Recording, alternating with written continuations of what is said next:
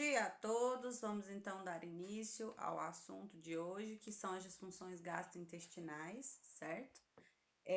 Na pediatria e são distúrbios adquiridos, né? Diferente, por exemplo, dos distúrbios, né, do RN, que são distúrbios congênitos ou congênitos de má formação ou questões genéticas e hereditárias, beleza? Então vamos lá.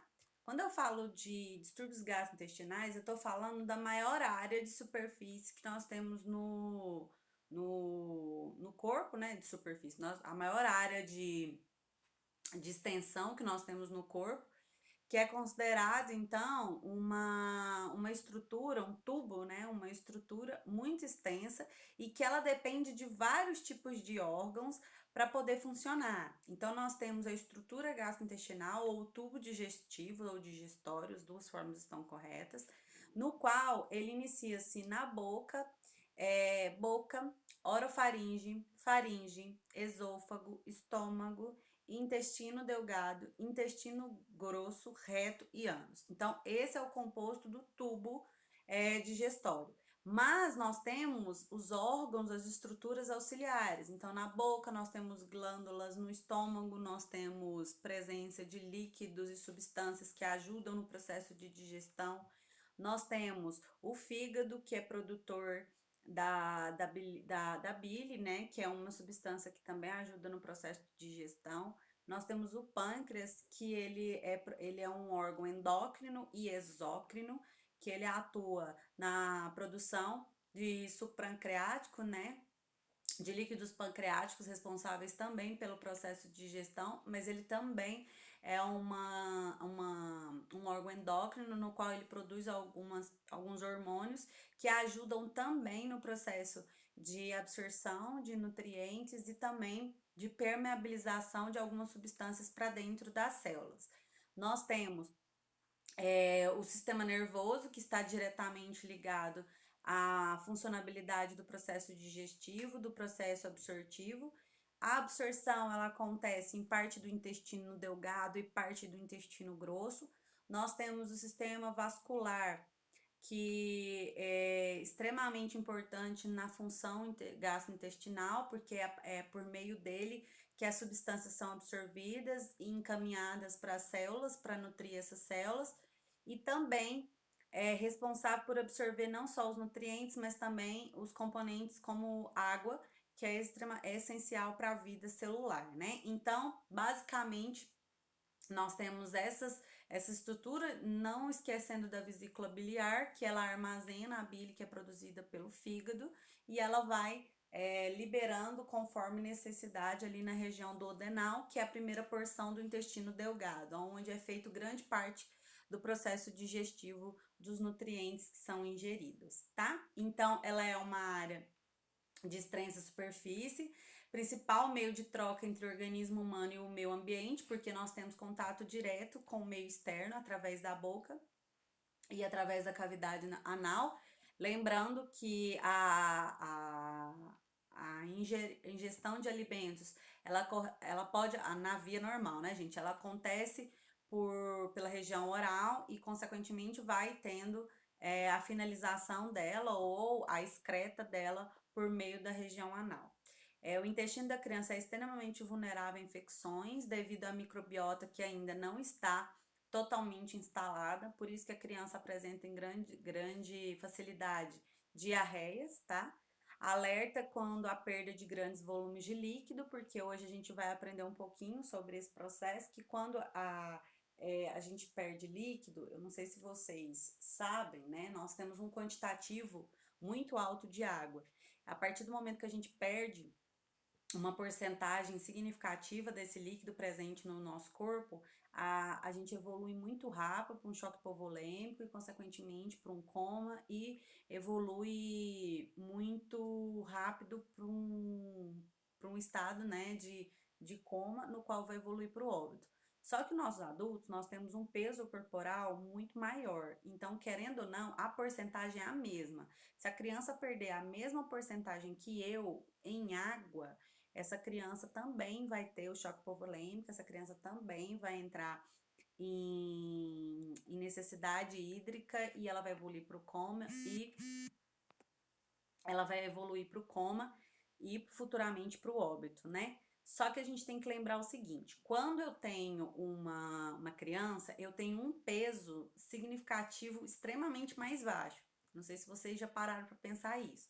Uma criança pesa muito menos que a gente. Então, eu tenho lá meus 65 quilos de peso, né? Que ninguém precisava dessa informação, mas é isso aí que a gente tem.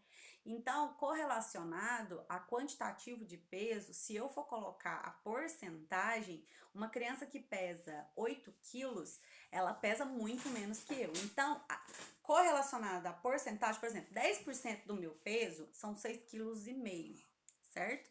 Então, 10% disso e 10% de 8 quilos nada mais é do que o quê? 800 gramas. Então, a criança precisa perder 800 gramas para ter significativa desidratação. Já eu preciso perder 6,5 kg para eu ter a mesma proporção. Vocês entendem isso de proporção? 10% é a mesma coisa, porém, 10% em mim é um quantitativo em gramas muito maior do que na criança. Vocês estão entendendo o que eu tô falando? Sim, sim. Natanael e Axa. Sim, sim. Ah, que bom. Então vamos lá. Então vamos pro. Eu vou chegar nessa parte de desidratação, mas antes da gente chegar, porque a desidratação, gente, é o distúrbio mais grave e que mais acomete, que mais acontece com a criança muito rápido, né? Então a gente precisa entender muito bem desse processo de desidratação. Então vamos pro refluxo gastroesofágico. Algum de vocês tem? É uma condição que não é só da infância, tá? Alguém já ouviu falar? Alguém se habilita em dizer o que é? Um distúrbio, um refluxo gastroesofágico? O nome já fala. Dentro do. Qual a função do esôfago?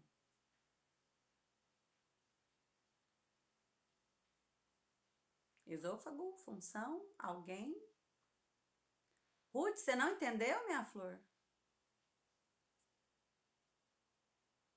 Ah, não, não tem. Tá bom. É porque demorou um pouquinho. Eu não tenho, mas minha irmã sim. Passagem de alimentos. Então, é isso mesmo, conduzir os alimentos. Então, a função do esôfago é condução de alimento. Ele conduz os alimentos que são macerados, né, que são mastigados na região oral pelos dentes. Através da língua é feito o processo de deglutição, então eu vou deglutir e ele vai passar pela cavidade orofaringe, depois ali da faringe ele se torna o quê? Primeira parte do peristaltismo. Não é só lá, né? Questão do peristaltismo. Mas o que eu tô querendo dizer é, a função dele é ligação. Ele liga o alimento que tá na boca no seu estômago, beleza?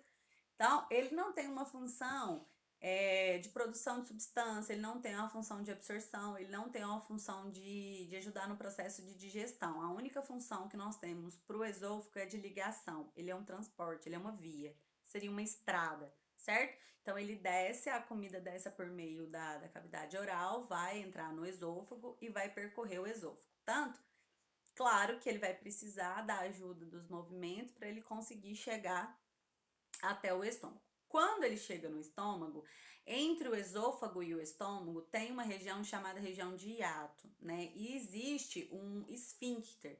Esse esfíncter é que separa o esôfago do estômago e faz com que, quando o estômago ele esteja dilatado, ou seja, cheio de comida, eu faço com que ele se fecha numa forma que impede que a comida que está no estômago ela retorne para dentro do esôfago. Porém, devido a algumas crianças nascerem com a imaturidade neurológica, né, devido a ter nascido prematura, ou mesmo de forma natural, que isso é uma coisa até fisiológica que acontece devido a criança ainda estar habilitando ali o seu sistema nervoso, ela pode ter um relaxamento ou uma não resposta neural para que seja fechado o esfíncter ali esofágico do esôfago para o estômago, o que vai favorecer a presença, né, de substâncias gástricas ou de alimentos que já estão presentes no estômago, que eles retornem para dentro do esôfago. Então, esse nome ou essa condição, nós denominamos isso de refluxo gastroesofágico, certo? Não é uma doença grave se isso for corrigido rapidamente, porque as substâncias ou os tipos de secreção presente no esôfago, que é um lugar onde tem secreção, em pequenas quantidades, mais para umidificar a via, são completamente diferentes das substâncias presentes no nosso estômago, que são substâncias extremamente ácidas, certo? Com pH ácido. Já o pH esofágico, ele é um pH, não é um pH extremamente alcalino, mas ele é um pH mais alcalino do que o estômago, e isso faz com que a substância estomacal, estando no esôfago, ela promova uma irritabilidade da mucosa, né, esofágica, provocando isso, lesões com o tempo, né, gente? No momento ali você vai ter mais uma resposta, uma manifestação clínica, né, uma dor, um incômodo, mas com o tempo isso pode provocar intensos problemas. Como eu já dei aula de saúde do adulto para a maioria de vocês, eu acho que eu falei sobre o refluxo gastroesofágico e a gente comentou não do refluxo propriamente, mas a gente comentou principalmente das questões da evolução do refluxo, né? Então, essa questão da evolução disso promove, pode executar, né, uma esofagite, né, que é uma irritação do esôfago, mas também pode provocar uma úlcera esofágica, né, com a presença de uma fístula, que é uma abertura, que vai provocar intensos danos, né, subsequentes com relação a essa lesão, tá bom? Então, é um mau funcionamento da extremidade distal do esôfago que atua como barreira anti-refluxo, permitindo o retorno do conteúdo gástrico para dentro do esôfago. Quando a gente tem a fisiopatologia, né, e a etiologia dessa doença, como eu disse, na grande maioria das vezes pode ser apresentada devido à imaturidade do sistema nervoso em conseguir controlar esse esfíncter esofágico. Então, os episódios de refluxo com aspiração do conteúdo para dentro da cavidade, ele é muito comum no horário, né, no momento ali da noite, quando a criança já está deitada. Isso pode acontecer com qualquer criança, mas é muito comum das crianças ali na fase da lactência, né, que é até os 2 anos de idade, é mais comum devido a essa imaturidade.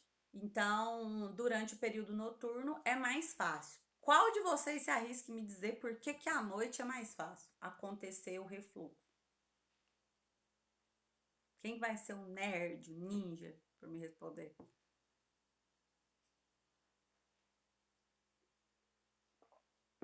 Que a pessoa está deitada por causa da posição adotada. Exatamente. Devido a uma questão chamada gravidade, né? Então, se a gente está na posição em pé, a condição do conteúdo gástrico retornar para o estômago se torna mais difícil devido a essa gravidade. Quando a pessoa está deitada, obviamente, fica mais fácil de você escorrer o líquido ou de você permear esse líquido do estômago para o esôfago, tá? A causa não é determinada na maioria dos pacientes, entretanto, as possíveis incluem retardo no desenvolvimento neuromuscular, que foi o que eu falei, defeitos cerebrais também, obstrução do piloro, que é uma outra condição, certo? Que é uma outra região, que depois eu vou falar, imaturidade fisiológica, aumento da pressão abdominal e obesidade. Na obesidade, a gente pode ter uma hérnia de hiato, que o hiato é a região onde fica localizado o esfíncter, e quando eu tenho uma hérnia de hiato, eu lembro que eu falei isso para vocês, eu dei aula sobre essa hérnia, e aí você tem uma dilatação, ou seja, o espaço para o fechamento do esfíncter fica grande demais, então mesmo ele fechado, fica um espaço aberto, e isso faz com que retorne líquido gástrico para a região esofágica, mas lembrando que isso é muito comum em pessoas obesas, tá? Quando eu falo do aumento da pressão abdominal, imagina quando você enche demais o estômago e automaticamente ele pode ter um refluxo natural devido ao excesso de comida ou de substância presente dentro do estômago. As manifestações clínicas.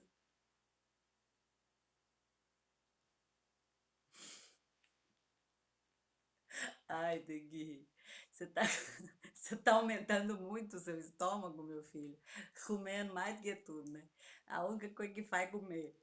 Ô, gente, graças a Deus eu tô me controlando, porque senão eu vou virar só a bolinha.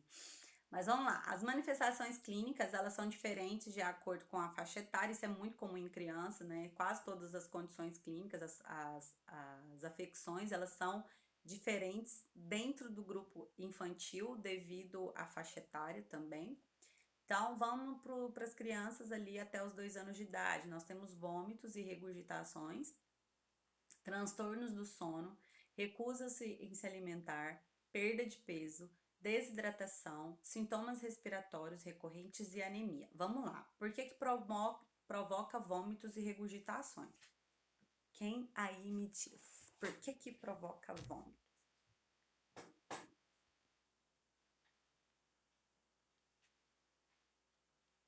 Tadinha, a Lara caiu.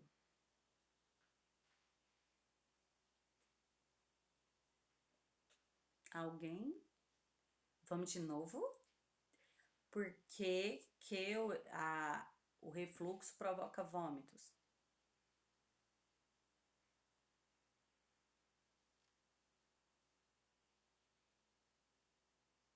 Oi, tem alguém aí?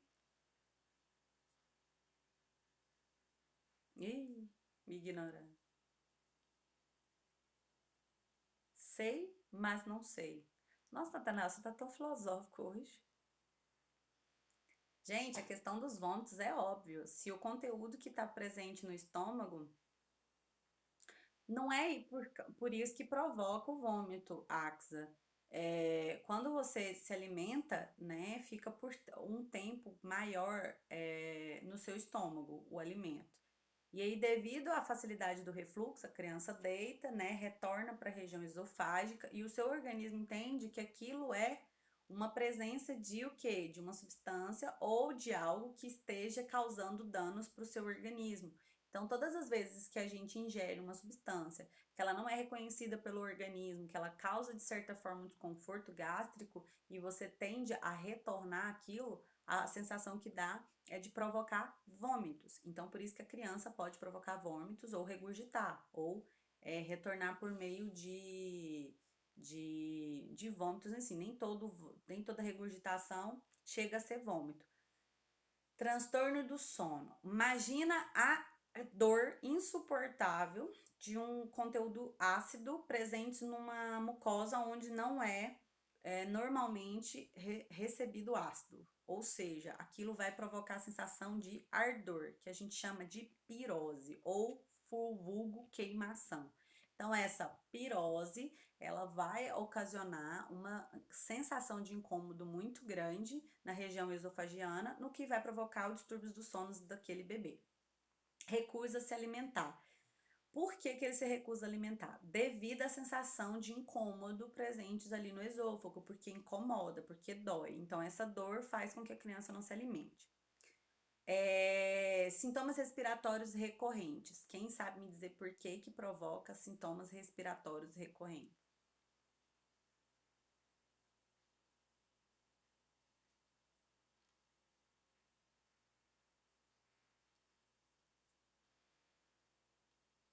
Eu adoro. Risco de aspiração, exatamente.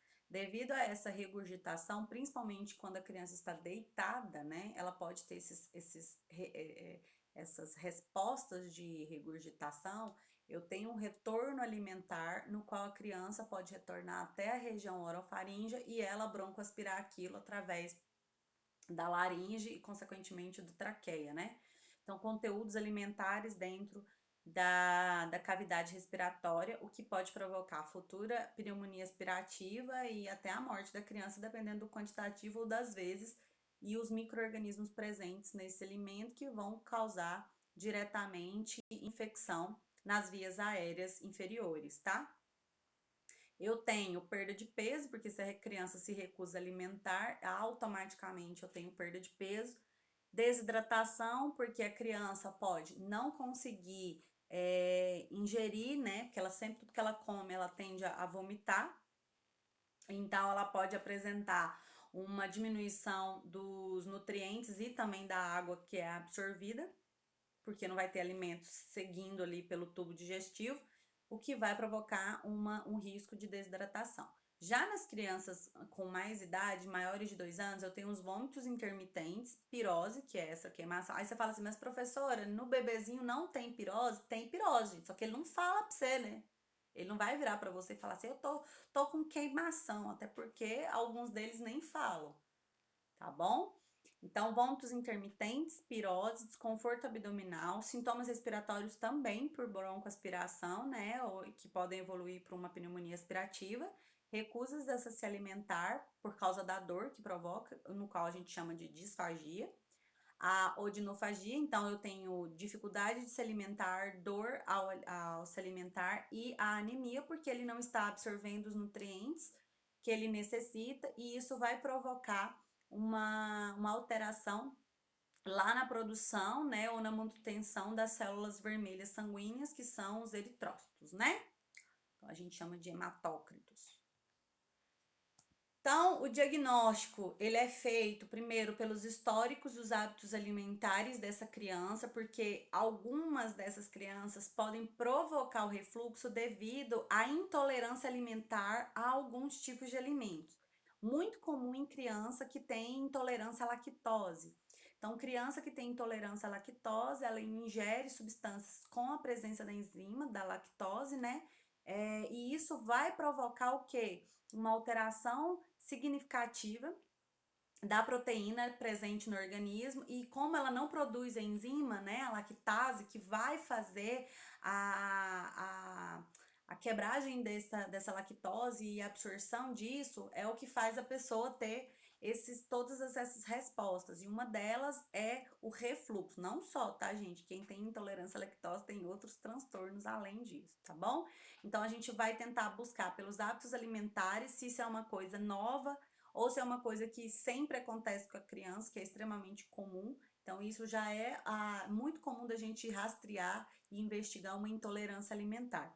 Monitoramento do pH esofágico, então, eu vou coletar a amostra da secreção da mucosa esofágica, no qual eu vou identificar uma presença muito maior de ácido do que o normal. Isso caracteriza que está tendo um retorno muito significativo das substâncias gástricas para dentro das estruturas esofagianas, né?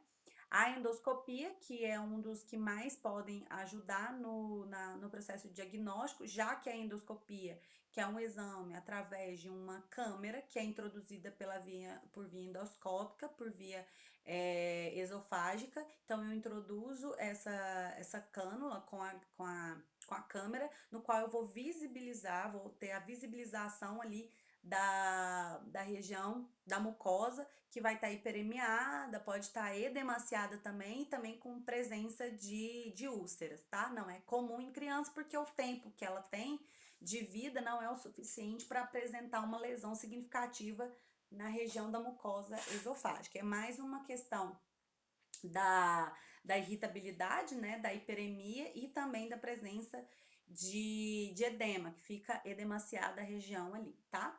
Eu posso também fazer um exame, né, por imagem, no qual eu vou fazer com que a criança ingira bário.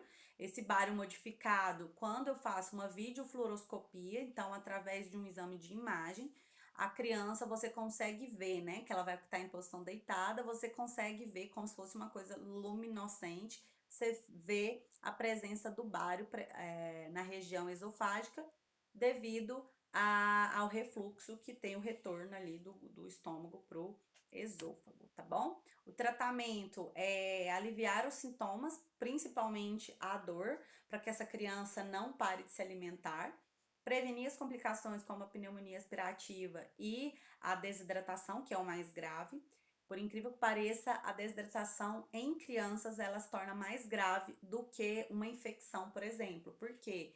porque ela é rápida, né? Se eu posso perder uma criança muito rápido, assim, 72 horas eu posso ter a morte de uma criança por desidratação. Já a infecção a gente consegue controlar mais rápido, né? Pode ser tratada clinicamente através do posicionamento cuidadoso, né, dessa criança, o que indica que a gente não deve, ao colocar uma criança que tenha refluxo diagnosticado, que ela não durma em decúbito dorsal total, né, que ela não fique em posição, né, de decúbito dorsal, principalmente na posição ali de 0 graus. Então, eu vou ter que ter uma elevação ali da cabeceira da criança, a tendência é de ser 30 graus. Só que quando você tá num berço ou quando você tá numa cama pequena, né, de criança, quando você coloca só no pescoço, né, a criança fica com dor na cervical. Então, o ideal é você elevar a cabeceira inteira.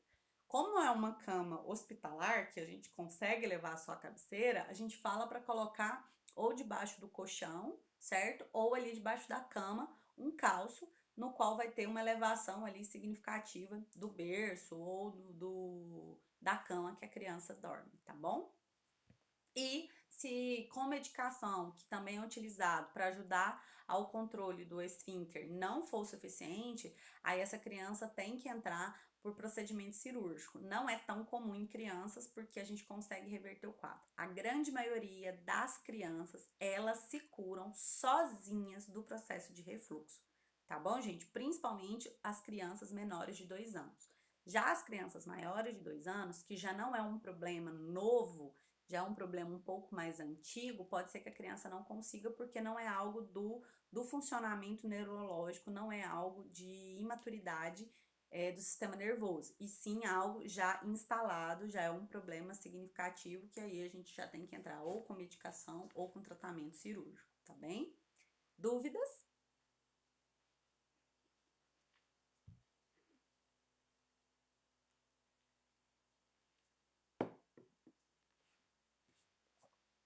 Então vamos para outra condição clínica. É tranquilo mesmo. Até porque eu já tinha dado esse conteúdo para vocês lá em saúde do adulto, né? Então ficou um pouco mais fácil. Quando a gente fala da próxima doença aqui, eu acho que todo mundo aqui teve. Todo mundo, não tem nenhum de vocês que não teve, chamada diarreia. Tem alguém nesse recinto aí, nesse grupo, nessa sala de aula aí, que não teve diarreia nenhuma vez na vida?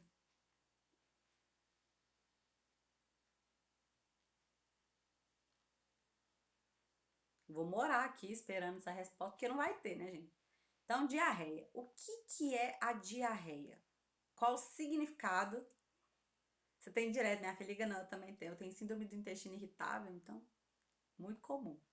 Então, diarreia. Quando a gente fala diarreia, o que significa o termo diarreia? Ops, abre não. Olha eu abrindo a blusa, gente, que coisa linda. E aí?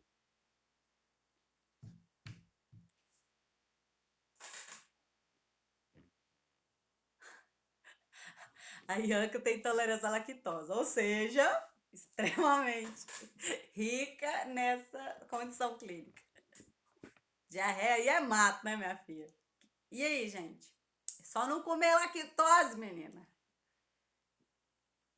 Evacuações líquidas, líquidas, líquidas. Exatamente. Então, a Ruth acertou. São evacuações líquidas. Segundo a Organização Mundial, quando é uma condição clínica, eu tenho, né, que o Natanael colocou aí, 3 evacuações líquidas seguidas. Isso já é um problema, mas o termo diarreia é só evacuações líquidas. Então, você ter uma condição clínica, você ter uma afecção que seja considerado problema, é mais de 3 evacuações líquidas seguidas. Mas se eu tiver, eu vou ter um episódio de diarreia. Isso também chama diarreia, tá? A palavra diarreia vem disso. Então tá, continuando. É um distúrbio que envolve a função digestiva e absortiva e secretória. Então, eu posso ter diarreia por problema da digestão, eu posso ter diarreia por problema na absorção e eu posso ter diarreia por problema da excreção. Alguém consegue me dizer algum problema que é na digestão que pode provocar diarreia?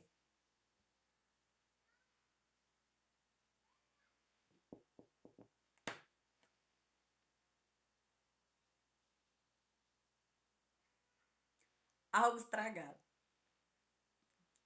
Exatamente. Vencido, estragado. Que a gente chama de algo infectado, né? Então, quando tem presença de micro-organismo, e esse micro-organismo, na sua grande maioria das vezes, é ou um parasita, né? Ou uma bactéria, você tem automaticamente resposta, né, do seu organismo. Só que, vamos lá, quando ele é extremamente agressivo, ele nem desce, ele já é eliminado por via o quê? Por via esofágica. Eu literalmente tenho vômitos em jato, né? Quando eu tenho uma infecção para um micro-organismo tão agressor. Mas quando esse micro-organismo ele consegue ultrapassar as vias estomacais, ele vai entrar onde? Ali na região do duodenal.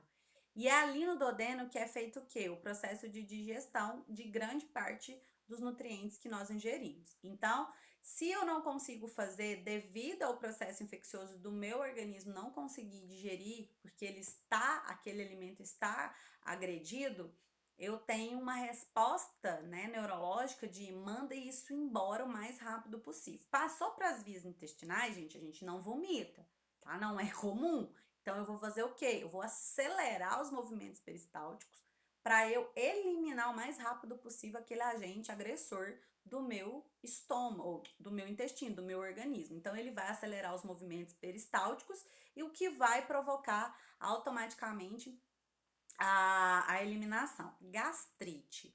A gastrite, ela pode provocar dores, mas não tanto problema, né, de digestão quanto o caso da infecção. Mas sim, se tiver um nível de gastrite muito elevado, o indivíduo pode ser que não tenha um processo digestório ali no estômago, mas ele com certeza ele vai conseguir ter lá no duodeno. Então, a maior parte do alimento que ele comeu, ele vai conseguir digerir.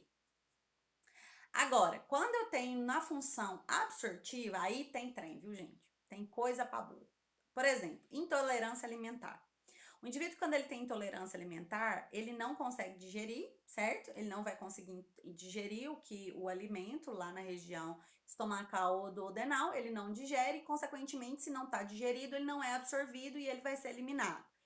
Só que ele pode ser eliminado de uma maneira normal, né, de formação ali das fezes, não vai ser absorvido, mas se ele tiver algo tóxico, ele pode ser eliminado rapidamente. Quando eu tenho problemas da absorção em si, é muito relacionado à absorção de água, certo? E eletrólitos. Ou seja, qual a região intestinal aonde a gente absorve mais água e eletrólitos?